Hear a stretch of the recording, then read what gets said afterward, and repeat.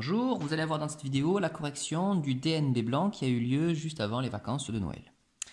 Le DNB parlait du fonctionnement de différentes voitures, une voiture toute électrique et une voiture à hydrogène.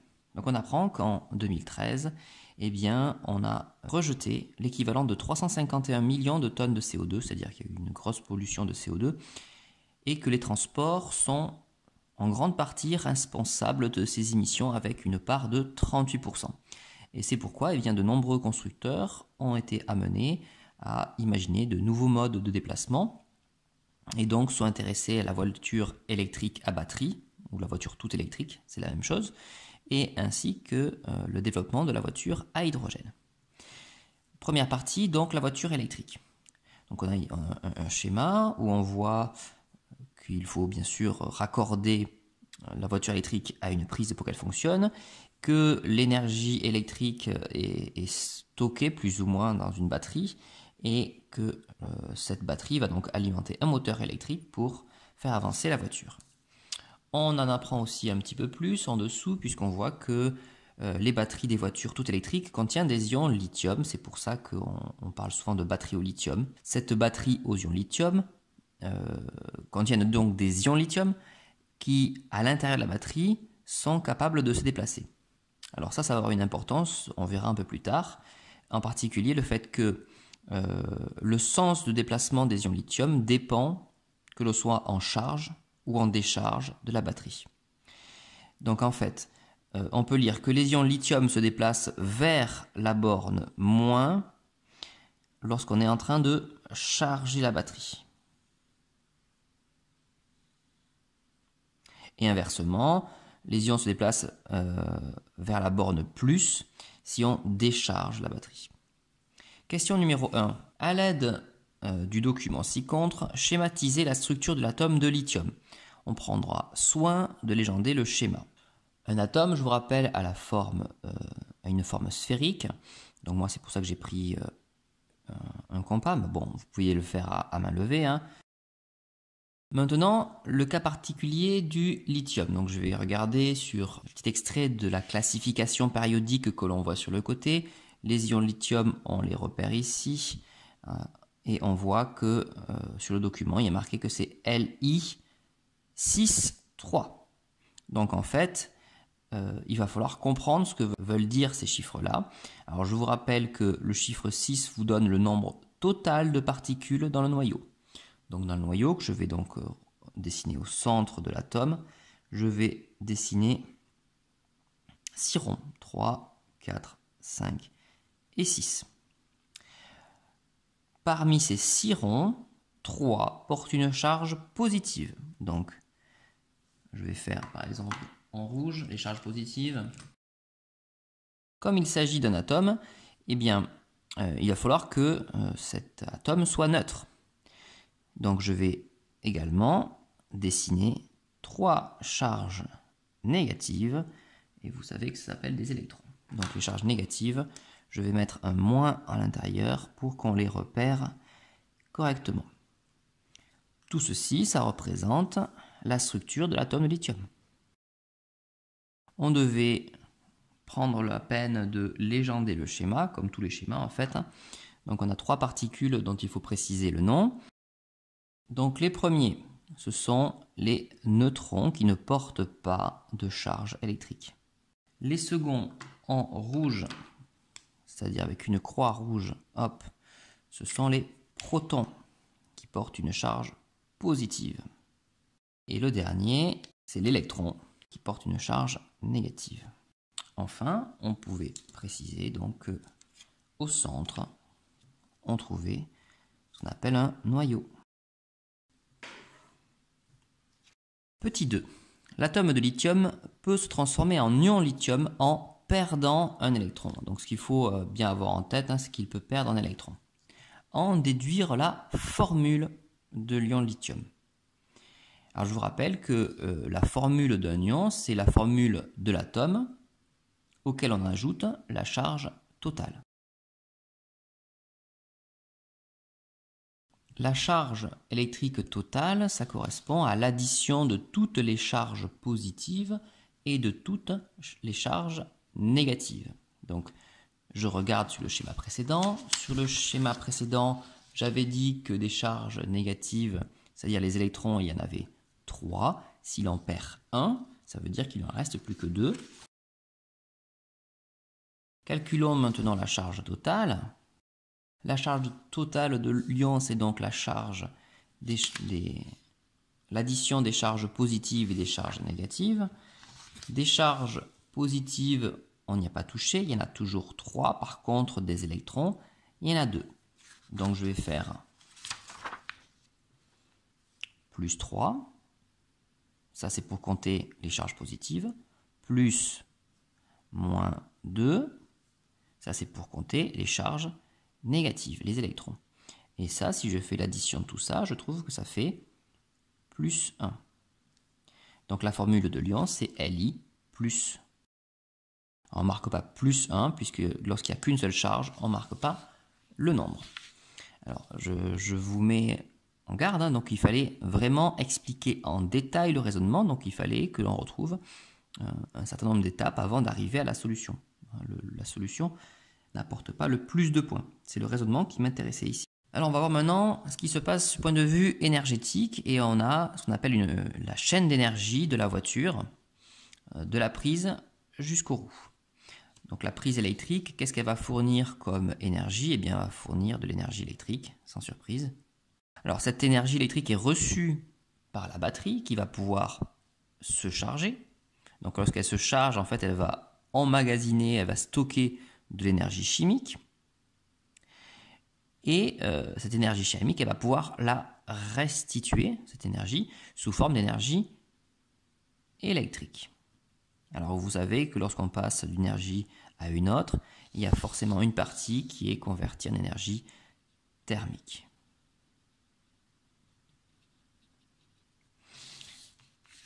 Cette énergie électrique est envoyée via des câbles jusqu'au moteur électrique, qui va donc mettre en mouvement les roues. Donc ici, on a de l'énergie cinétique, l'énergie du mouvement.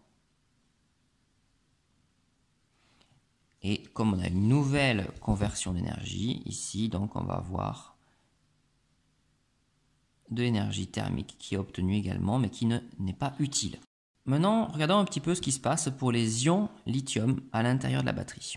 Donc on voit un schéma ici où les ions lithium sont représentés par des petites billes comme ceci. On voit ici que les petites billes, hop, c'est-à-dire les ions lithium, se déplacent donc vers la borne plus. Donc il suffit que je reprenne le petit texte du début. Si les ions se déplacent vers la borne plus, c'est qu'en fait il s'agit d'une décharge de la batterie. Donc je pouvais répondre assez simplement à cette question-là, en fait, si j'avais bien lu le texte. On pouvait même avoir un petit indice, hein. On vous dit batterie en activité, donc on est bien en train d'utiliser la batterie pour fournir de l'énergie à autre chose. Ok, donc partie sur la batterie au lithium est terminée. On va passer maintenant à la voiture à hydrogène. La voiture à hydrogène contient un réservoir contenant du dihydrogène sous pression. Donc on le voit, le réservoir est ici. Le dihydrogène est amené progressivement, ça veut dire pas d'un seul coup, jusqu'à ce qu'on appelle une pile à combustible où une transformation chimique a lieu. Donc ça va peut-être pouvoir être intéressant. Alors, elle a lieu entre quoi? Entre les molécules de dihydrogène et les molécules de dioxygène contenues dans l'air. Donc le dihydrogène est dans un réservoir, le dioxygène, lui, il est pris dans l'air. Lors de cette transformation, de la vapeur d'eau est fabriquée et sera rejetée par le pot d'échappement, donc on voit rejet de vapeur d'eau. La pile à combustible génère également un courant qui va servir à alimenter un moteur. Première question, identifier les réactifs et les produits de la transformation chimique permettant de faire fonctionner la voiture à hydrogène. Eh bien, on vient de les souligner, elles sont données dans l'énoncé. Donc les réactifs, ce sont les espèces dont les quantités diminuent. Donc je vais avoir mon réservoir qui va se vider, et puis je vais consommer le dioxygène de l'air. Donc ça, ce sont les deux réactifs. Alors, les produits, en fait, il n'y en a qu'un, hein, il n'y a que de la vapeur d'eau qui est produite. Question 6. Parmi la liste d'équations ci-dessous, laquelle décrit correctement cette transformation chimique? Justifiez la réponse dans le cadre. Donc, on a toute une série d'équations. Et la première chose qu'on va regarder, en fait, c'est est-ce que les réactifs correspondent à ceux qu'on a donnés. Donc le dihydrogène, je vous rappelle que la formule c'est H2 et le dioxygène, la formule c'est O2. Donc H2O2, peut-être que c'est celle-là. Alors 2O, alors déjà celle-là c'est pas la bonne. Hop, on l'élimine. H2, H2O, on l'élimine aussi, puisque ce ne sont pas les molécules que l'on connaît. H2O2 qui donne des molécules d'eau, ça peut être peut-être celle-là. H2O2 plus H2O, alors déjà H2O normalement n'est pas un réactif, et là on voit que ça donne carrément du CO2, donc on se demande d'où sort le carbone. Maintenant il va falloir qu'on explique un petit peu tous ces choix-là déjà. Donc on sélectionnait en fait ici les équations pour lesquelles on avait les réactifs attendus et le produit attendu. On voit ici que même en s'assurant que les réactifs soient ceux attendus et les produits, soit celui qui est attendu, on a quand même deux solutions envisageables. Et pourtant, il n'y en a qu'une des deux qui est juste, qui est correcte. Alors, pourquoi il n'y en a qu'une des deux qui est correcte? Eh bien, c'est parce qu'il y en a une qui ne va pas respecter la conservation de l'élément chimique. Donc, la deuxième chose à faire, c'est on vérifie que la conservation de l'élément chimique est vérifiée. Alors, qu'est-ce que ça veut dire, la conservation de l'élément chimique est vérifiée? Ça veut dire deux choses, en fait. Ça veut dire qu'elle est vérifiée en nature. Par exemple, ici, elle n'était pas vérifiée. Ici, on voit qu'il n'y a pas d'élément carbone. Ici, en résultat, il y a de l'élément carbone. Donc, je n'ai pas les mêmes choses au départ et à la fin. Donc, la conservation n'est pas respectée. Donc, celle-là ne peut pas être envisageable. J'aurai la première. Ici, j'ai deux hydrogènes. Ici, j'ai deux hydrogènes. L'élément hydrogène est bien conservé. Il y a bien le même nombre au début et à la fin. Ici, j'ai deux oxygènes, mais un seul à la fin. Donc ici, la conservation n'est pas vérifiée, puisque j'en ai plus ici que là. Donc celle-ci est fausse. Je vérifie quand même que celle qui me reste est juste. Ici, j'ai deux fois une molécule de dihydrogène. Donc j'ai deux fois deux hydrogènes, ça me fait 4 hydrogènes. Est-ce que j'en ai bien 4 à la fin? Oui. J'ai ensuite O2, donc 2 oxygènes. Et ici, j'ai deux fois la molécule d'eau. Donc j'ai deux fois un oxygène. J'ai bien deux oxygènes aussi à la fin. Donc ici, j'ai bien l'élément chimique hydrogène et oxygène qui sont conservés. Question numéro 7. À l'aide de vos connaissances sur le dihydrogène, expliquez pourquoi la pile qui fait fonctionner cette voiture est appelée pile à combustible. Sachant qu'en plus, vous aviez une petite aide ici, un combustible, ça veut dire qui peut brûler. Donc cette pile est appelée pile à combustible parce que le dihydrogène est un gaz qui peut brûler, qui peut même exploser.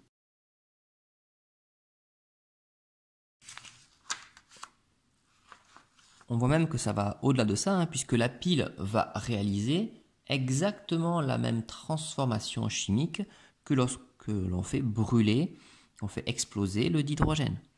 Sauf que elle va se servir de cette transformation qu'elle fait tout doucement, elle, pour provoquer la circulation d'un courant électrique. Voilà, et bien nous avons terminé la correction du DNB blanc de physique-chimie.